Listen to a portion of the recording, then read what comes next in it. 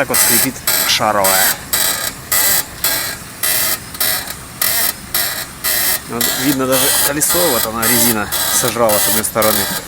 Наконечник сейчас тоже поменяем. Все, хватит. Ну, сейчас буду показывать процесс замены. Из кусочков будем, то есть лишние моменты все пропустим.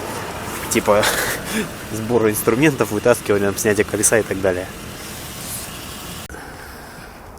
Вот колесо снято. Вместо домкрата использовали Мишкин эвакуатор. Одним колесом, во вторым, соответственно, нормальный домкрат. Вот, для начала, вот я снял суппорт. Ну, его, конечно, надо бы подвесить. Ну ладно, я так положу, чтобы шланг нигде не перегнулся. Хотя так делать вообще нехорошо. Скобу саму с колодками, ну, я не буду трогать. Колодки в нормальном состоянии. Пыльники, ну, вроде тоже ничего. Вообще-то их надо бы смазать, конечно. Ладно, это мы сейчас сделаем.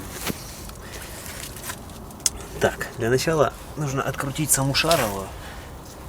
Есть снизу два болта. Голова на 17. Это здесь один. И с той стороны второй, вот он, под шаровой. Потом, соответственно, нужно скрутить сам палец шаровый, вот он, большая голова. Не помню, насколько сейчас подберем. И наконечник.